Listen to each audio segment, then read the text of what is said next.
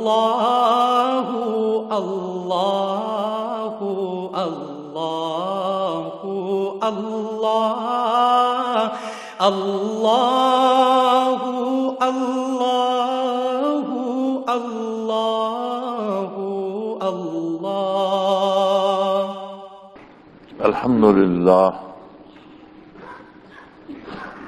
الحمدللہ رب العالمین والصلاة والسلام علی حبیبہ محمد وآلہ وصحبہ اجمعین اعوذ باللہ من الشیطان الرجیم بسم اللہ الرحمن الرحیم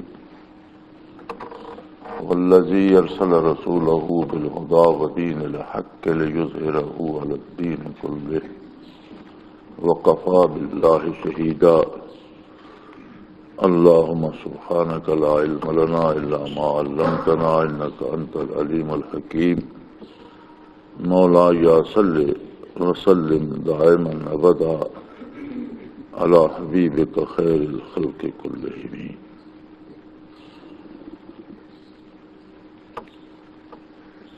اللہ کریم کی اس کائنات میں اس کے بنائے ہوئے نظام کے مطابق ہر چیز، ہر ذرہ اپنے سفر پہ رواں رہتا ہے، اور یہ یاد رکھیں کہ ہر لمحہ، ہر چیز ایک سفر میں ہے۔ کتنی چیزیں تھیں جو کل نہیں تھیں آج موجود ہیں، کتنی چیزیں ہیں جو کل موجود تھیں آج نہیں ہیں، کتنے لوگ تھے جو کل تھے آج ان کی یاد بھی نہیں، اور کتنے لوگ ہیں جو کل نہیں تھے آج وہ صفحہ ہستی پہ نظر آتے ہیں۔ یہ سارا جہان کہاں جا رہا ہے؟ رات دن زیر زمین لوگ چلے جاتے ہیں، یعنی ایک مسلسل عمل ہے، کوئی گن نہیں سکتا کہ ایک دن میں کتنی اموات ہیں، کوئی شمار نہیں کرتا کہ ایک دن میں کتنے افراد پیدا ہوئے۔ یہ تو صرف نسل انسانی کی بات ہے، اللہ کی مخلوق کتنی وسیع ہے۔ گھاس پھوس سے لے کر تناور درختوں تک، کیڑے مکوڑے سے لے کر تناور کداور جانوروں تک ایک وسیع نظام ہے، اور اس نظام میں ہر لمحہ تخلیق باری جاری ہے۔ کفار جب کہتے تھے کہ مر کے بندہ گل سڑ جاتا ہے، مٹی میں مل جاتا ہے، ہڈیاں بوسیدہ ہو جاتی ہیں، خاک ہو جاتی ہیں، تو یہ دوبارہ کس طرح سے کھڑا ہوگا، یہ کوئی بات سمجھ میں آنے والی نہیں ہے۔ تو چھوٹا سا جواب جو قرآن کریم نے دیا، فرمایا افغینا بالخلق الاول، تم نے صنعت باری کو نہیں دیکھا کیا؟ وہ قادر مطلق جو چیزیں پیدا کر رہا ہے اس سے تھک گیا ہے، اس کے نظام میں کوئی سستی آ گئی ہے، کوئی تساہل ہوا ہے؟ یہ جو چیزیں نہیں ہیں اور بن جاتی ہیں، انہیں کون بنا رہا ہے؟ کائنات کی تخلیق سے لے کر آج تک ایک مسلسل عمل ہے۔ کائنات پہلے بنی، پھر اس پر پہلی مکلف مخلوق آدم علیہ نبینا علیہ الصلوۃ والسلام سے 2000 سال پہلے جنات کو آباد کیا گیا۔ یہ پہلی مکلف مخلوق تھی جو زمین پہ آباد ہوئی۔ پھر حضرت آدم علیہ نبینا علیہ الصلوۃ والسلام جب افروز ہوئے تو جنوں انسانوں سے پہلے جب کائنات بنی تو اس میں اس کے بنانے میں بھی اللہ کریم نے ترتیب رکھی کہ 4 دنوں میں زمین اور اس کے تمام متعلقات اور دریا، سمندر، پہاڑ، راستے، چشمے، نہریں، ذرات زمین، شجر و حجر، پھر 2 دنوں میں آسمان اور اس کی ساری مخلوقات. تو کیا رب جلیل آنے بعد میں پیدا کرنے پہ قادر نہیں تھے؟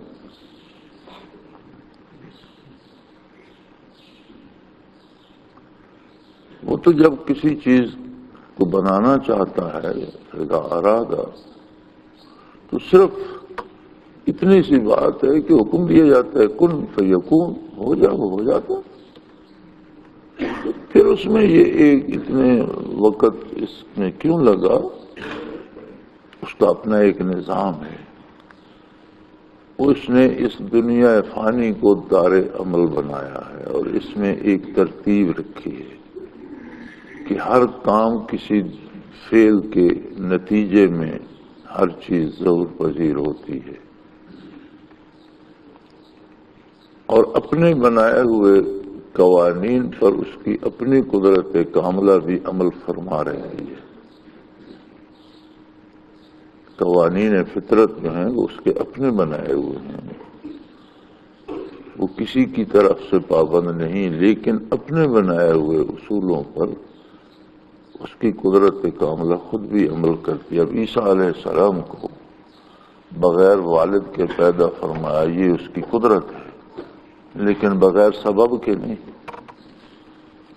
جبرائیل امین کو حکم دیا کہ آپ جا کر مائی صاحبہ کو دم کر دیں. جبرائیل امین کے دم کرنے کی کیا ضرورت ہے؟ توالد و تناسل کا طریقہ کو دم کرنا تو نہیں، لیکن کوئی سبب چاہیے، چونکہ یہ اس کا اپنا اصول ہے. تو سبب ضرور بنایا. یہ دنیا عالم اسباب ہے. افراد، اشیاء منصع شہود پہ آتی ہیں، اپنا اپنا کام کرتے ہیں اور چلی جاتی ہیں. کہاں جاتی ہیں؟ یہ بڑا عجیب سوال ہے جس پہ ہم کبھی غور نہیں کرتے کہ ایک کائنات جو ہے وہ آبشار کی طرح گر رہی ہے کسی گہری کھائی میں، کسی گہرے کنویں میں، کسی تاریک غار میں، جو گرنے کے بعد ہماری نگاہوں سے پوشیدہ ہو جاتی ہے، ظاہری نگاہوں سے اوجھل ہو جاتی ہے. آخر یہ کہاں جا رہی ہے؟ یہ اتنا بڑا سوال ہے کہ کوئی فلسفی، کوئی سائنٹسٹ، کوئی دانشور، کوئی نکتہ داں اس کا جواب نہیں دے سکتا. اس کا جواب صرف انبیاء کرام علیہم الصلوۃ والسلام نے دیا ہے کہ یہ مخلوق جا کہاں رہی، آ کہاں سے رہی ہے. اس کا جواب بھی کسی کے پاس نہیں. سائنس زیادہ تحقیق کرے گی تو نطفے سے بچہ بننے تک کی تحقیق کر لے گی، لیکن اس میں روح کہاں سے آ گئی؟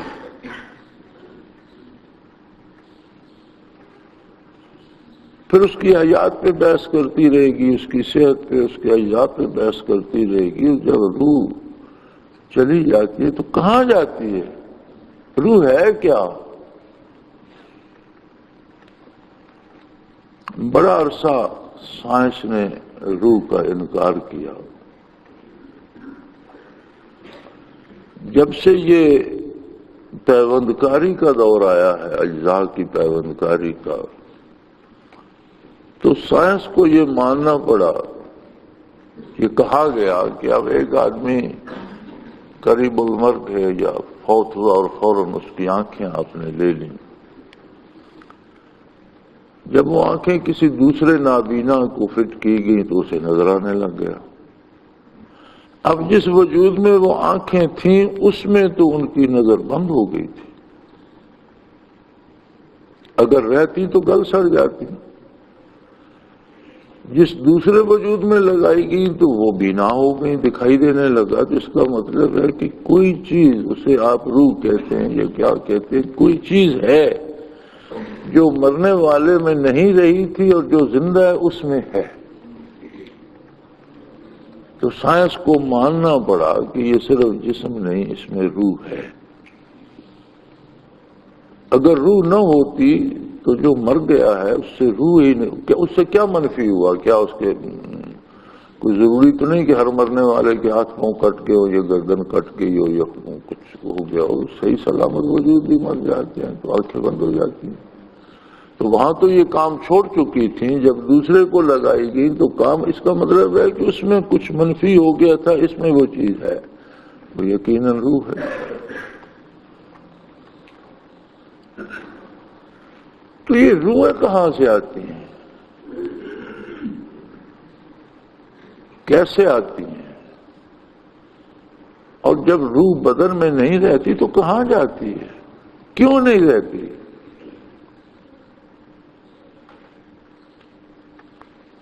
یہ سارے وہ بنیادی سوال ہیں جو بحیثیت انسان ہمارے سمجھنے کے ہیں۔ آخر ہمارے بزرگ، ہمارے والدین، ہمارے جد امجد وہ کہاں گئے؟ آدم علیہ السلام سے لے کر آج تک ہماری نسل کے کتنے لوگ وہ کہاں گئے؟ ہمارے بھائی، ہمارے بچے جو ہمارے بعد ہیں ان میں سے کتنے چلے گئے؟ کہاں چلے گئے؟ ہم اسی سفر پہ رواں ہیں۔ بچپن دیکھا، لڑکپن دیکھا، جوانی دیکھی، بڑھاپا آ گیا، سارا دن، ساری رات پیدل چلا کرتے تھے پہاڑوں پر، کوئی چیز راستہ نہیں روکتی تھی۔ اب کمرے سے اٹھ کر باہر آنا ہو تو سہارے کی ضرورت پڑتی ہے۔ یہ کیا زندگی ہے؟ کیا ہوا؟ وہی انسان ہے، وہی ہاتھ پاؤں ہے، وہی قد کاٹ ہے۔ اب وہ قد کاٹ مصیبت بن رہا ہے، اپنے پاؤں اٹھائے نہیں جاتے۔ یہ کیا ہو جاتا ہے انسان؟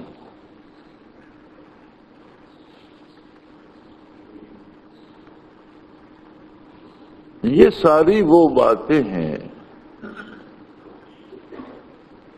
جو دانشوروں، نکتہ دانوں، سائنس دانوں، محققین، فلاسفہ، ان سب کی رسائی سے بالاتر ہے۔ انسانی تحقیقات جتنی ہوتی ہے وہ جو وجود سامنے ہوتا ہے اس کو زیر بحث لاتی ہے، اس کے اجزاء پہ بحث کرتی ہے، اس میں یہ گرمی ہے، یہ سردی ہے، یہ مٹی ہے، یہ فلاں ہے، یہ فلاں ہے۔ لیکن وہ کیسے بن گیا؟ کس نے بنا دیا؟ اور کیوں مٹ گیا؟ اور مٹ کر کہاں چلا گیا؟ کیا عدم سے آیا تھا، معدوم ہو گیا؟ عدم سے کون لایا تھا اسے؟ عدم سے کیوں آیا تھا؟ اس کے آنے کا سبب کیا تھا؟ اور اگر یہاں آیا تھا تو یہاں اس کا فریضہ کیا تھا؟ کیا ضرورت کیا تھی؟ کیوں آیا تھا؟ اور چلا گیا تو کہاں چلا گیا اور کیوں چلا گیا؟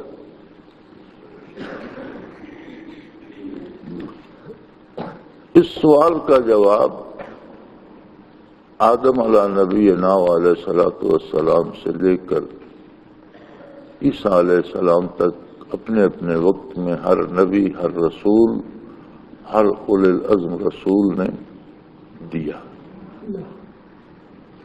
خود ذات باری ہی نے اس ساری فلسفی کا جواب دیا کہ میں خالق ہوں، میں وہ ہستی ہوں جو ہمیشہ سے ہوں، ہمیشہ رہوں۔ میں وہ ہستی ہوں جس کی شان کو، قدرت کاملہ کو زوال نہیں۔ میں ہی وہ ہستی ہوں جو ہر ذرے کو حیات بخش رہا ہوں۔ میں ہی وہ ہستی ہوں جو موت بھیج دیتا ہوں۔ اور جسے میں نے پیدا کیا ہے، ہر تخلیق کے ذمے ایک ذمہ داری ہے، ہر ذرے کے ذمے ایک ذمہ داری ہے۔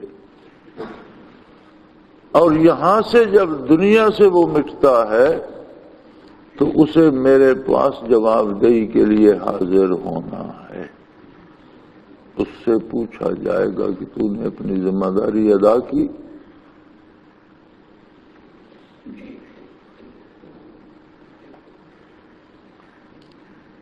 جس طرح کسی کی عظمت ہے اتنی اس کی ذمہ داری ہے. اس ساری تخلیق میں ہر ذرہ ذمہ دار ہے. ہوا کا ہر چونکا ذمہ دار ہے، برسنے والی بارش کا ہر قطرہ ذمہ دار ہے، ہر تنکا گھاس کا، ہر پتی پھول کی، ہر شجر و حجر ذمہ دار ہے. لیکن عجیب نظام ہے کہ ان ساری چیزوں کے پاس چوائس نہیں ہے، پسند و ناپسند پر انہیں اختیار نہیں. جسے جس کام کے لیے پیدا فرماتا ہے وہ وہی کام کرتا ہے، اس کے پاس نہ کرنے کی گنجائش نہیں ہے،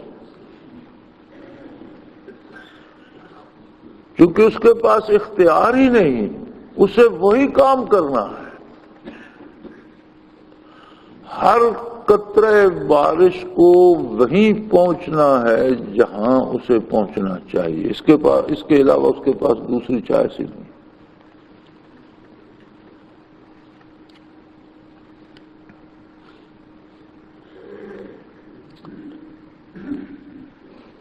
جس کے پاس پسند و ناپسند کا اختیار ہے وہ مخلوق چار قسم کی ہے.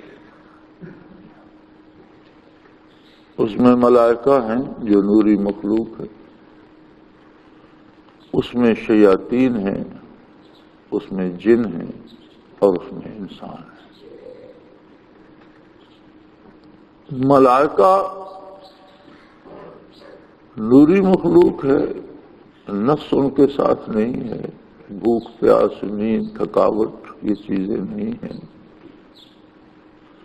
اور ان میں انکار کا مادہ بھی نہیں ہے. یفعلون ما یؤمرون، جو حکم ملتا ہے اس کی تعمیل بجا لاتے، سراسر نیکی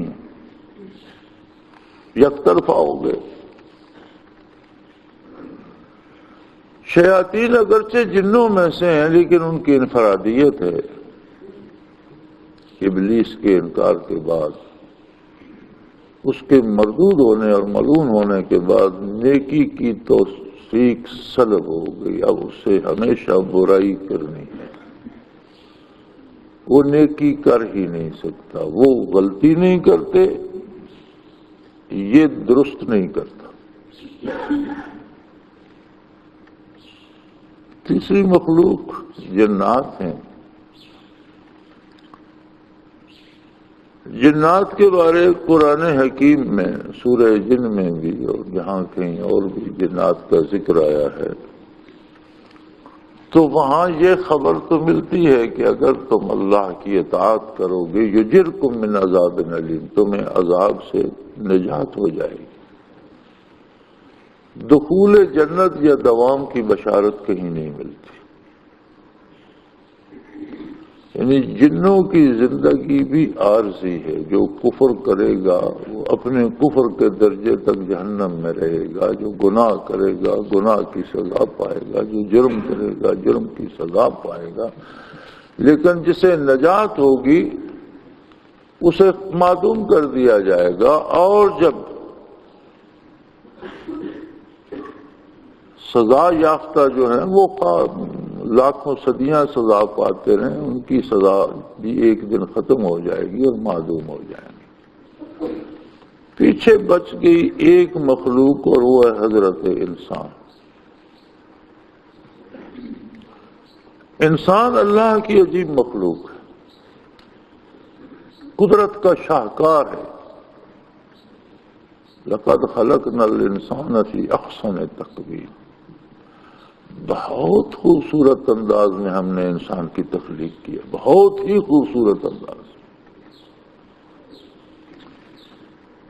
انسان کا وجود مادی ہے، آگ مٹی ہوا اور پانی سے بنا، ان کے ملنے سے نفس پیدا ہوا، وہ بھی مادی اجزاء کے ملنے کا ایک نتیجہ ہے، لیکن اس قادر مطلق نے اس میں جو روح پھونکی وہ عالم امر سے ہے۔ یسألونک عن الروح قل الروح من امر ربی وما اوتیتم من العلم الا قلیلا، فرما دیجئے کہ روح امر ربی سے ہے، اور عالم امر سے کس طرح روح کی تخلیق ہوئی اور اس کا کس طرح پیچ اپ ہوا، کس طرح اس کا جوڑ لگا، مادہ ثقیل ترین چیز ہے، عالم امر لطیف ترین امر ہے، تو یہ لطیف ترین شے کا کثیف ترین چیز کے ساتھ جوڑ کے کثیف کا کثیف کے ساتھ جوڑ لگتا ہے، لطیف کا لطیف کے ساتھ لگنا تو ایک بات ہے، یہ لطیف ترین چیز کا کثیف ترین چیز سے جوڑ کیسے لگا؟ فرمایا یہ حقیقت انسانی علم سے بالا تر ہے۔ ما اوتیتم من العلم الا قلیلا، تمہارے پاس محدود علم ہے جس کی تمہیں ضرورت ہے، اتنا علم تمہیں دے دیا گیا زندگی بسر کرنے کا اور معرفت الہی کے اصول کا، اس کے علاوہ ان حقائق کو سمجھنے کی ضرورت تم میں نہیں ہے، تمہارے لیے اتنا کافی ہے کہ روح عالم امر سے ہے۔ عالم امر وہاں سے شروع ہوتا ہے جہاں مخلوق کی حد ختم ہو جاتی ہے، عالم خلق ختم ہو جاتا ہے، وَلَهُ الْخَلْقُ وَالْأَمْرُ، عالم خلق بھی اسی کا ہے اور امر بھی اسی کا ہے۔ امر صفات باری میں سے ہے، مخلوق کی حد جہاں ختم ہو جاتی ہے، عرش و فرش کی حدود ختم ہو جاتی ہیں، اس سے اوپر عالم امر شروع ہوتا ہے اور وہ صفات باری میں سے ہے، لہذا اس پر نہ موت ہے، نہ بڑھاپا ہے، نہ کمزوری ہے، اسے دوام ہے، اس کی ذات کو بھی دوام ہے، اس کی صفات کو بھی دوام۔ اب یہ وجود مادی عناصر سے تھا جسے بکھر جانا تھا، لیکن روح نے اس میں داخل ہو کر روح کا جوڑ لگایا، اس نے جو کائنات کا خالق ہے اور یہ نہ ٹوٹنے والا جوڑ ہے۔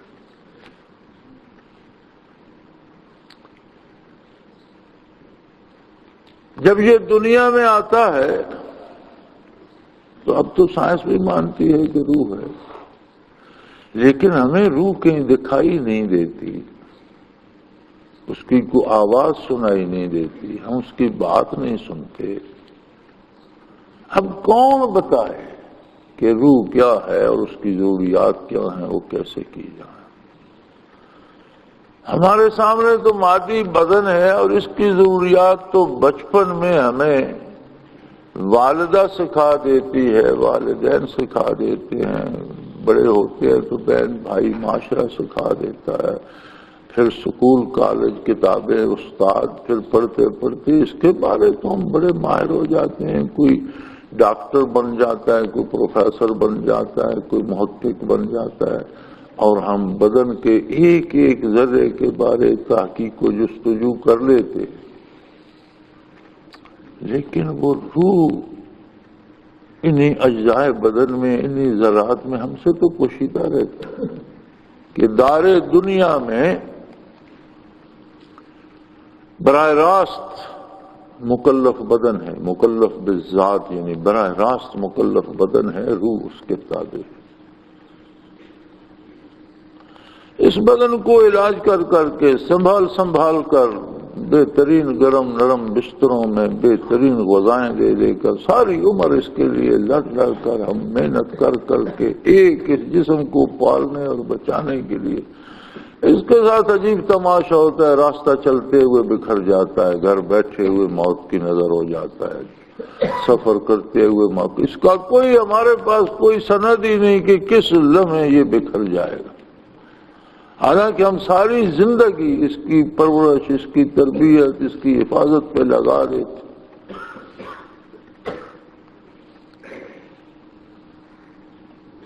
اور وہ جو اس کے پیچھے ہے بتوا ہے، اور روح، اس کا ہمیں ساری زندگی پتہ نہیں چلتا۔ کون بتائے؟ یہ وہ حقیقتیں ہیں جو بارگاہ رسالت پناہی سے واہ ہوتی۔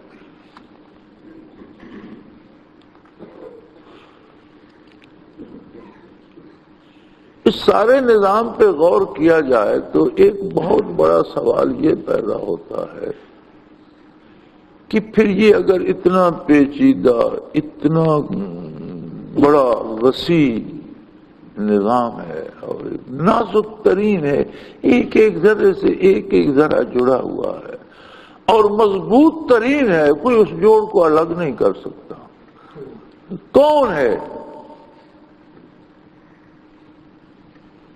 اس کا جواب دیا رب العالمین نے کہ ان حقیقتوں کو جاننا چاہتے ہو تو میں وہ ہوں جس نے اپنے رسول کو مبعوث فرمایا۔ والذی ارسل رسولہ، یہ نہیں فرمایا کہ میں نے تمہیں پیدا کی، یہ مختلف موضوعات پہ فرمایا، لیکن جب اس کی ذات پہ سوال آیا، احسانات گنوائے تخلیق کے، اعضاء و جوارح دینے کی، اپنی نعمتیں دینے کی، لیکن جب اس کی ذات پہ سوال آیا کہ آخر یہ ہستی کون ہے جس نے اتنا بڑا نظام ترتیب دے دیا، اور اس میں ایک کڑی ہم بھی ہیں اور اس میں ہم بھی گزرے جا رہے ہیں، ہم کبھی آ رہے تھے، کبھی یہاں ٹھہر رہے تھے، اب جا رہے ہیں، یہ کیا ہو رہا ہے ہمارے ساتھ؟ فرمایا جاننا چاہتے ہو تو میں وہ ہوں جس نے محمد الرسول اللہ صلی اللہ علیہ وسلم کو مبعوث فرمایا۔ ارسل رسولہ، اپنے رسول کو بھیجا صلی اللہ علیہ وسلم، یعنی مقصد ہی یہ ہے کہ یہ جو چوتھی قسم کی مکلف مخلوق ہے اور جسے احسن تقویم اللہ نے کہا ہے، اس سے ایک خصوصیت ساری کائنات سے بڑھ کر دی ہے، اور وہ ہے اس میں جو یہ سوال پیدا ہوتا ہے کہ یہ کون ہے، بنانے والا کہاں ہے؟ یہ سوال دوسری کوئی مخلوق نہیں کرتی، اس کی جرات ہی کسی میں نہیں، یہ سوچ ہی کسی میں نہیں دی، اتنی فکر اور استعداد ہی کسی مخلوق میں نہیں دی، نہ جنات میں نہ فرشتوں میں۔ عاملین عرش فرشتے جو حکم ہوتا ہے اس کی تعمیل کرتے ہیں، یہ سوال نہیں کر سکتے کہ حاکم کون ہے، کہاں ہے، کیسا ہے، کسی کو جرات ہی نہیں، کسی میں یہ استعداد ہی نہیں، کسی کے اندر یہ سوال پیدا ہی نہیں ہوتا، کوئی ایسا سوچ ہی نہیں سکتا مخلوق میں سوائے انسان کے۔ انسان کو یہ استعداد بخشی، اور یہ بہت بڑی ذمہ داری تھی۔ اللہ کریم فرماتے ہیں کہ میں نے یہ امانت دوسری مخلوق سے چھپا کر انسان کو نہیں دی، ایسا نہیں کیا کہ دوسری مخلوق کو کانوں کان خبر نہ ہو اور انسان کو یہ خصوصیت دے دی، صرف ایک مخلوق کو فرمایا میں نے تو زمینوں آسمانوں پر اور پہاڑوں دریاؤں سمندروں تک پر یہ امانت پیش کی کہ آسمانوں سے کہا کہ تم لے لو، زمین سے کہا تم لے لو، سمندروں پہاڑوں سے کہا، سب نے کانوں کو ہاتھ لگائے کہ اللہ ہم یہ بوجھ برداشت نہیں کر سکتے۔ انسان نے سینہ ٹھونکا کہ اللہ مجھے دے، فرمایا کہ یہ ظلوم بھی ہے جہول بھی ہے، ظلومن جہولا فرمایا، ایک تو جاہل کہتے ہیں نا نہ جاننے والے کو، حقیقتاً جاہل وہ ہوتا ہے کہ جو نہیں جانتا اس کے جاننے کا دعویٰ کرتا ہے، وہ جاہل ہوتا ہے۔ عرف عام میں تو ہم سمجھتے ہیں نا جو ان پڑھ ہے یہ جاہل ہے، نہیں، بڑے بڑے عالم بھی جاہل ہوتے ہیں، بڑے بڑے پڑھے لکھے لوگ بھی جاہل ہوتے ہیں، کہ جو جانتے ہیں وہ تو جانتے ہیں، جو نہیں جانتے اس کے جاننے کا دعویٰ کرتے ہیں، اس لیے جاہل کہلاتے ہیں۔ جو فرمایا انسان میں جہالت بھی ہے کہ جو نہیں جانتا اس کے جاننے کا بھی مدعی ہوتا ہے کہ میں جانتا ہوں، حالانکہ نہیں جانتا ہوتا،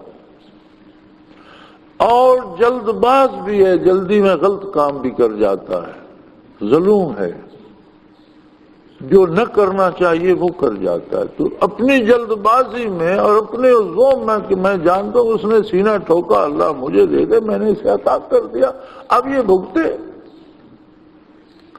وہ جرت تھی معرفت، وہ امانت تھی معرفت الہی کی. جب وہ ملی تو یہ سوال پیدا ہو گیا کہ کون ہے کائنات کا پیدا کرنے والا، وہ کیسا ہے، وہ کہاں ہے. تو اس کا معنی یہ ہوا کہ جس بندے کے اندر یہ سوال ہی پیدا نہیں ہوتا، وہ پیدا ہوتا ہے، کھاتا پیتا ہے، زندگی گزارتا ہے، مر جاتا ہے، اور یہ سوال ہی، یہ سوچ ہی بیدار نہیں ہوتی کہ کون ہے جس نے مجھے پیدا کیا اور میں کہاں جا رہا ہوں. تو اس کا مطلب ہے وہ انسانی درجے تک پہنچا ہی نہیں. انسانی نسل میں ہونے کے باوجود، انسانی ذمہ داریوں کے کا مکلف ہونے کے باوجود اس نے انسانیت میں قدم ہی نہیں رکھا. کہ جس کا قدم انسانیت میں آئے گا، پہلا سوال یہ پیدا ہوگا کہ یہ مجھے بنانے والا کون ہے، کہاں ہے، کیسا ہے. جب یہ سوال پیدا ہوا تو اس کا جواب اس نے عطا فرمایا کہ میں وہ، یعنی تمہارے سارے سوالوں کا جواب ایک ہے، وہ ہے محمد الرسول اللہ صلی اللہ علیہ وسلم. جو پوچھنا چاہتے ہو، کائنات کیسے بنی، کیوں بنی، ذرے کا ذرے سے کیا تعلق ہے، ہوا کی اس میں کارکردگی کیا ہے، پھر وجود میں روح کہاں سے آئی، پھر یہ روح جاتی کہاں ہے، پھر اس کا انجام کیا ہوگا، پھر آگے کہیں کوئی کیا آبادی، کون سا شہر ہے، کون سا میدان ہے، کیا ہے، کہاں جا، وہاں کیا ہوگا، کون ہوگا وہاں. فرمایا سب سوالوں کا ایک جواب ہے، اور وہ ہے محمد الرسول. اللہ مالک کون ہے، خالق کون ہے، کیسا ہے، کہاں ہے. فرمایا تیرے سارے سوالوں کا جواب، میں کون ہوں، میں کیسا ہوں، میں کہاں ہوں، میں نے کیسے مخلوق پیدا کی، اس کی ذمہ داری کیا ہے، وہ جا کہاں رہی ہے، وہ آ کہاں سے رہی ہے. والذی ارسل رسولہ، وہ ذات ہے جس نے اپنے رسول کو مبعوث فرمایا. یعنی ہر سوال کا جواب ہے محمد الرسول اللہ صلی اللہ علیہ وسلم. اور آپ صلی اللہ علیہ وسلم نے اس طرح وضاحتیں فرمائیں جو نقطہ وروں سے حل نہ ہوا اور فلسفیوں سے کھل نہ سکا، وہ راز کملی والے نے بتلا دیا چند اشاروں. جس پہ حکماء، دانشور، فلاسفہ ہر کوئی سر پکڑ کر رہ گیا تھا، دو جملوں میں سارے کا مکمل ترین جواب ارشاد فرما دیا، لا الہ الا اللہ محمد رسول اللہ. یہ ہماری اساس ہے، بنیاد ہے اسلام کی، مسلمان کی. ہے تو انسان کی، لیکن انسانوں میں درجے انسانی کو وہی پہنچا جسے نور اسلام، نور ایمان نصیب ہوا. جسے نور ایمان نصیب نہیں ہوا، فرمایا اولئک کالانعام، یہ تو گائے بھینسوں کی طرح ہیں، بھیڑ بکریوں کی طرح ہیں. بل ہم اضل، یہ ان سے گئے گزرے ہیں کہ انہیں تو فطری استعداد ہی معرفت الہی کی نہیں ملی. اسے تو استعداد ملی تھی اور یہ زندگی جانوروں کی طرح بسر کر کے چلا گیا. یہ جانوروں سے بھی بدتر ہے. انسانیت میں قدم وہ رکھتا ہے جسے نور ایمان نصیب ہوتا. اور نور ایمان کیا ہے؟ اعتماد اللہ کے رسول صلی اللہ علیہ وسلم پر، اعتبار محمد الرسول اللہ صلی اللہ علیہ وسلم. اور یہ ساری چیز متعلق ہے محمد الرسول اللہ صلی اللہ علیہ وسلم. والذی ارسل رسولہ. قومیں جب زوال پذیر ہوتی ہیں، یہ قوموں کی تاریخ ہے، قومیں جب زوال پذیر ہوتی ہیں تو اپنے اصل منزل اور اصل مقام کو چھوڑ کر نزدیک نزدیک منازل بنا لیتی. یہ ان کے زوال کی نشانی ہوتی ہے. ہماری منزل ہے بعثت رسالت، ہماری منزل ہے محمد الرسول اللہ. لیکن جب بات آتی ہے بعثت عالی کی تو یہ سارے سوال اٹھ کھڑے ہوتے ہیں. یہ جتنے سوال میں نے کیے تو ایک جھلک تھی، یہ بے شمار سوال ہیں جو اٹھ کھڑے ہوتے ہیں اور ان کا جواب ملتا ہے کہ وَمَن يَتَّبِعِ الرَّسُولَ فَقَدْ أَطَاعَ اللَّهَ. تم پیروی کر لو، غلامی کر لو محمد رسول اللہ کی، تم نے اللہ کی اطاعت کا حق ادا کر لیا. اب وہاں یہ مصیبت گلے پڑ جاتی ہے کہ تم کچھ بھی نہیں ہو، تمہارے پاس اختیار بھی ہے، پسند بھی ہے، اور تمہیں اپنی پسند سے وہ راستہ اختیار کرنا ہے جس پر نقوش کف پائے محمد صلی اللہ علیہ وسلم. یہ تو کامیابی کی منزل ہوئی. اب ہم میں جب وہ ہمت و حوصلہ نہ رہا، ہم نے کہا جو حضور نے حرام کیا ہے وہ ہم نے کھانا ہے، جو حضور نے حلال کیا ہے وہ ہم سے ہو نہیں سکتا، بلکہ ہم تو اللہ کے سجدوں سے بھی گئے. دیکھو اللہ کے سارے نبی، سارے رسول، اولو العزم پیغمبر سب اللہ کے مقرب تھے. ہر نبی کمال معرفت لے کر دنیا میں مبعوث ہوا اور اللہ کی مخلوق میں معرفت الہی بانٹی. نبی کی شان تو بہت بڑی ہوتی ہے. صحابی کی عظمت اتنی ہے کہ نبی صلی اللہ علیہ وسلم نے فرمایا کہ کوئی صحابی ایک مٹھی بھر جو خرچ کرتا ہے اللہ کی راہ میں، اور غیر صحابی احد پہاڑ کے برابر سونا خرچ کرتا ہے اللہ کی راہ میں، تو اجر اس صحابی کے مٹھی بھر جو کا زیادہ ہوگا. اس لیے کہ اس کا خلوص، اس کا اللہ کے ساتھ قرب، اس کی اطاعت کا جذبہ وہ اسی کا ہے، غیر صحابی میں نہیں آ سکتا. کس جذبے سے خرچ کیا اجر تو اس پہ مرتب ہوگا. اگر صحابی کا اتنا مقام ہے تو انبیاء کا مقام کیا ہوگا؟ لیکن سارے نبی بھی حضور صلی اللہ علیہ وسلم کے امتی تھے. آپ کا منصب جلیلہ ہے وَمَا أَرْسَلْنَاكَ إِلَّا رَحْمَةً لِلْعَالَمِينَ. عالمین میں سارے نبی رسول بھی ہیں، حضور سب کے لیے رحمت باری ہے. اب بالواسطہ اپنے زمانے میں بطفیل محمد الرسول اللہ نے اللہ کی رحمتیں ملتی رہیں، لیکن اس بدن، اس وجود کے ساتھ اس عالم دار فانی میں انہوں نے حضور کا اتباع کرنے کی فرصت تو نہیں پائی. وہ تو اپنے وقت پہ آئے اور چلے گئے. اب یہ حضور کا اتباع اتنی بڑی سعادت تھی کہ شب معراج آدم علیہ السلام سے لے کر عیسیٰ علیہ السلام تک تمام انبیاء اور رسل کو اللہ کریم برزخ سے بیت المقدس میں لایا.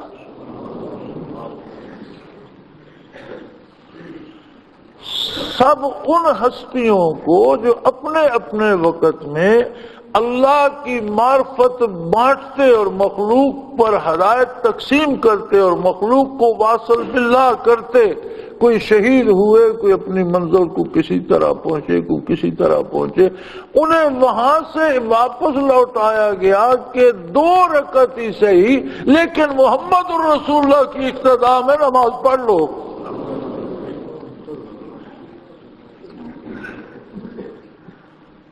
اور ہمیں قیامت تک نصیب ہے محمد رسول اللہ کی اقتداء. ہم سے وہ سجدہ نہیں ہوتا، ہم اس کی پرواہ نہیں کرتے. ہمارے لیے بوجھ بن گئی ہے کہ یہ مجھے کیا مصیبت پڑ گئی کہ پھر نماز پڑھو، پھر نماز پڑھو، پھر نماز.